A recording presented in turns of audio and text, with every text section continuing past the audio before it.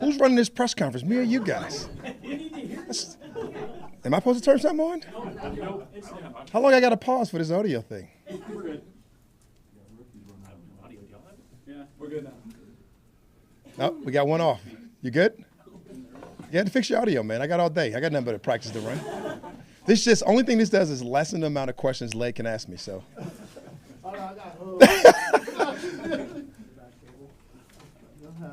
I mean, can we get this done before we get in the room? Oh, where you coming from? What is going on in here? Thanks, Coach. Sorry. You're good. Thanks, Coach. We're good? No problem. I just want to start off by saying my condolences to the Smith family. You know, obviously Kyle, you guys know how much he means to me. He means to this organization, to Mr. Blank and Terry and I. In particular, got a chance to work with his dad when he came to the Commanders for a small amount of time in Washington, and being around him and seeing what he was for the city of San Diego, and being a winningest GM and their history, and having so much respect for him and being able to bounce ideas off him when he definitely came with us in Washington for a while was an outstanding experience, and I'm just fortunate enough to be a part of that family and be able to meet him, and just wanted to say that. And with that, I'll open up questions for you guys. Yeah, Coach, you all got to 90 after the tryout signings. Now you can kind of see how the roster is settled. What's your, vision for the defense as you got the people lined up, and the attention that you all paid to the front seven in the draft? You know, the vision doesn't change. We kind of talked about it a little bit, Led. We talked about those parts being movable parts, and just getting those guys all in the same room and being able to get some youth in that room. We got some aging veterans in there, obviously, with Grady still playing at a high level and D.O. playing at a high level. To be able to add big people with length in that room, we thought was a big, high priority for us. And to be able to do that thing, we were very excited coming out the draft with that happening. And now you get a chance to see those guys in the field together and how that's going to form and how that's going to mold out. It's going to be a lot of fun. You'll have a lot of competition. Obviously, those guys are tough to grade up until you talk about training camp when the physicality of everything begins. But that'll be a lot of fun for us to get going with some techniques, some of the small, minute details that you have to get done up front. I can't wait to get those guys going. It's a big picture vision for those guys when you're talking about training camp being a real goal setting. And tomorrow's now kind of a national holiday, the schedule release. Any thoughts on, what you all might be facing in schedule-wise when that comes out tomorrow? A little less exciting probably for coaches, right, because we're always one game at a time anyway. But it's always exciting just for the National Football League, just in general. We found a way to make it another event. And I know it's exciting for you guys, and it's exciting for us to be out and doing those things, and exciting for our community, more importantly, and all of our guys. Our office will have a bunch of fun. I'm sure Tori will have a bunch of fun. And whatever they do, because they're so creative up there in that department. So I look forward to looking at that and doing the stuff that we do in our department, our video department as well. And lastly for me, can we get a weekly update on quarterback Kirk Cousins? We'll be speaking to him later today. And I know we've seen some passes on the team website. He's throwing the ball and doing little dropbacks and so forth. Yeah, well, you'll get a chance to come out to practice today, Led, right? I believe you get a chance to watch the whole practice, everybody but you. And we'll get out and you'll get a chance to see him. But he's doing everything that we're asking him to do right now. Obviously, we're limiting him with some of the stuff that we call, with the movement and things of that nature. But he's doing all the drop back stuff. He's in the pocket. He's able to handle the handoffs. You've seen him pretty much execute everything you would execute, and we're treating him that way. Now, obviously the tempo up front is a little different in the offseason. And people that affect the quarterback and how they get around the quarterback, we know it's not the same as it would be in a game. But we're really excited on where he's at in his progress. We're really excited where he's at in his mental capacity to hold the offense and what he's able to do and bringing it all out for our guys.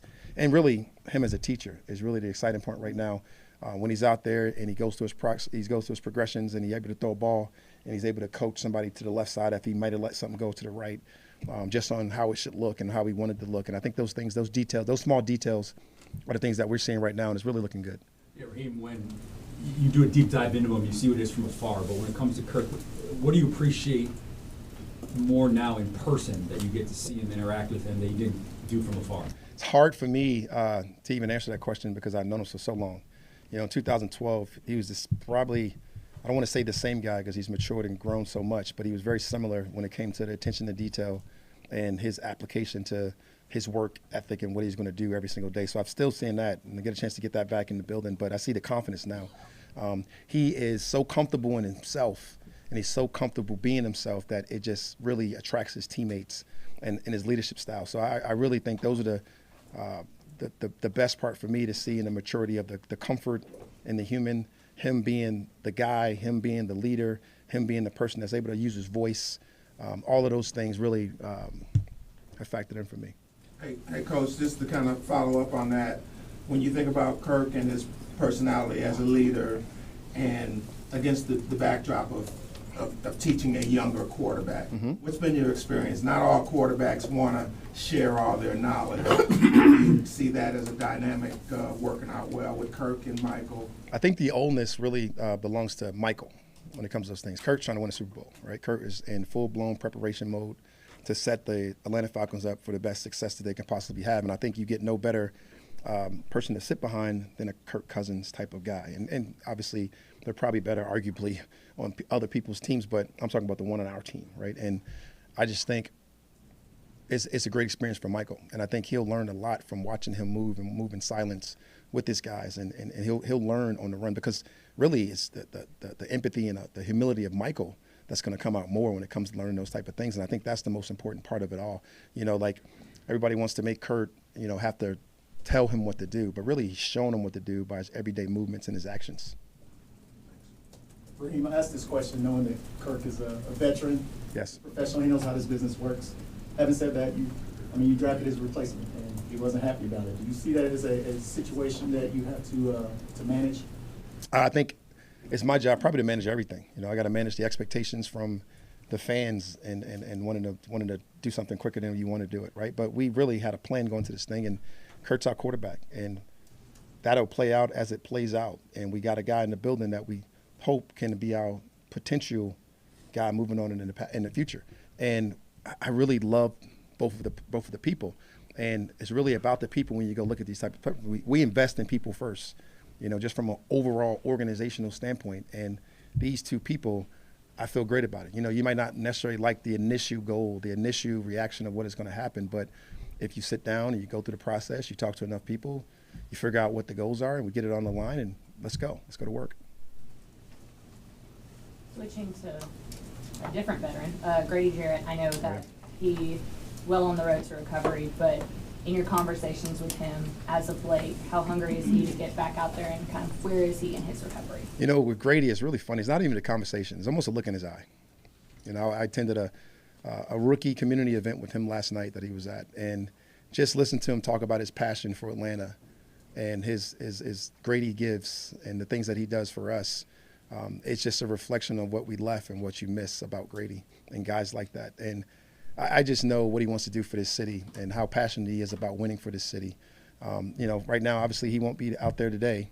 He's still recovering from his knee issue, but he is. And with that being said, that reminds me to tell Led about all the injuries. But, Bijan won't be out there, right? He's got the ankle.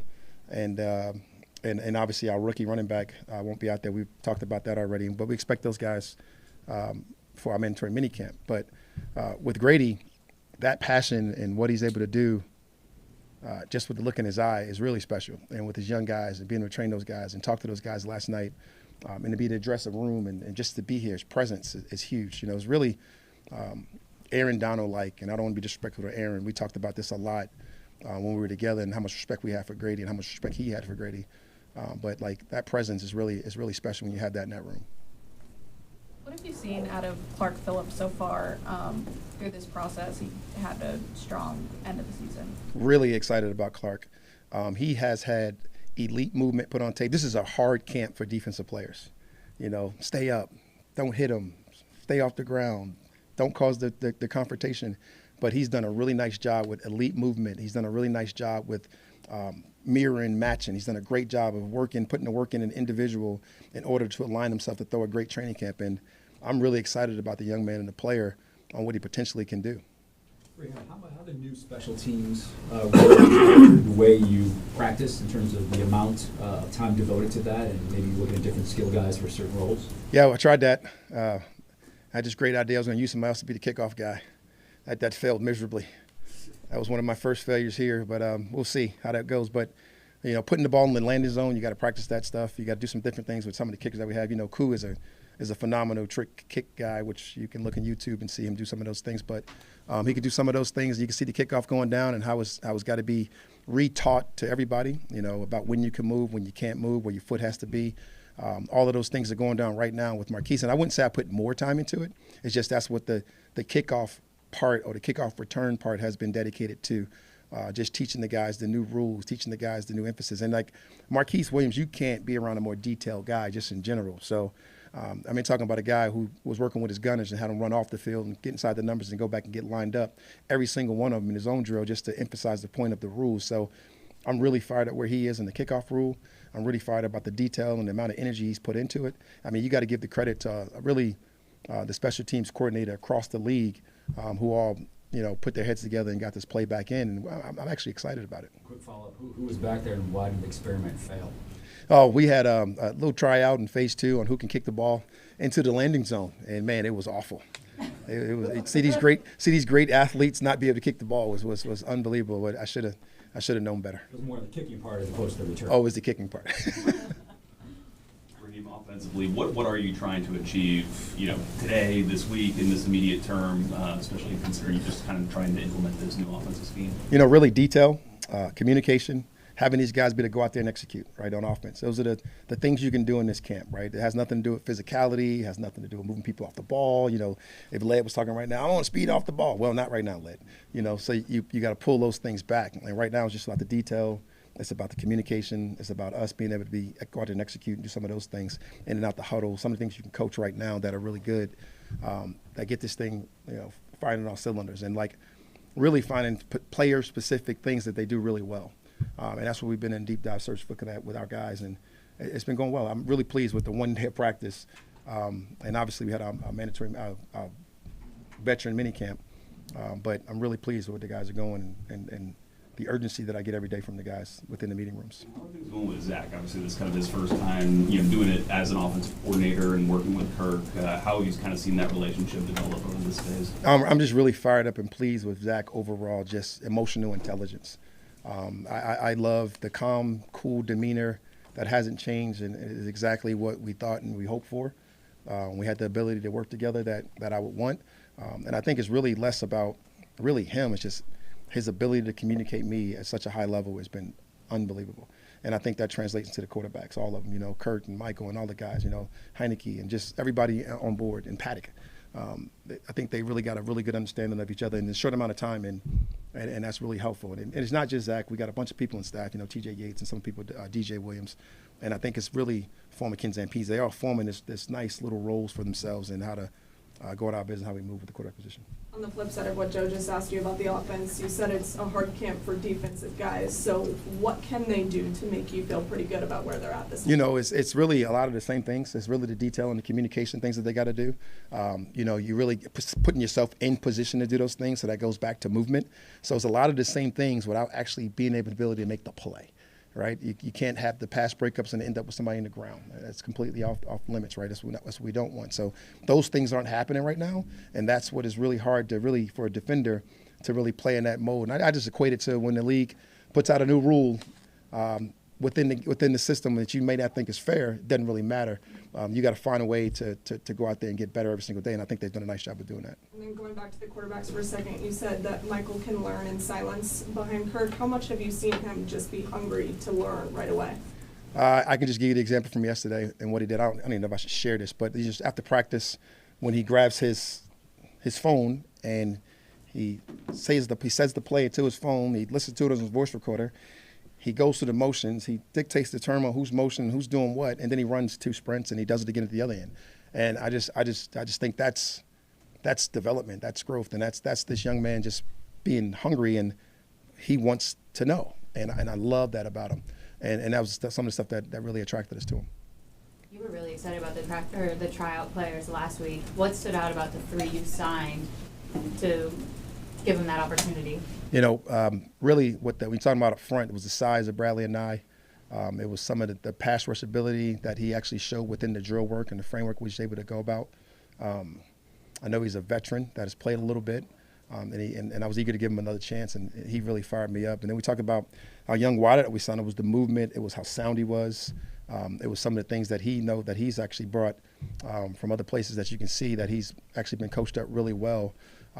So I was really fired up about those movements and some of those things that he was able to bring to the table. And then some of the potential special teams from Shank that he's already brought to the league and brought to the table that he got a chance to show us last week, and some of the movement and some of the things that he was able to do in the special teams drills. And he's got good sides as well. And talking about that length and some of the things that we talk about when you see him in person. Anything else? Thanks, y'all. All right, guys. Thanks, Reed.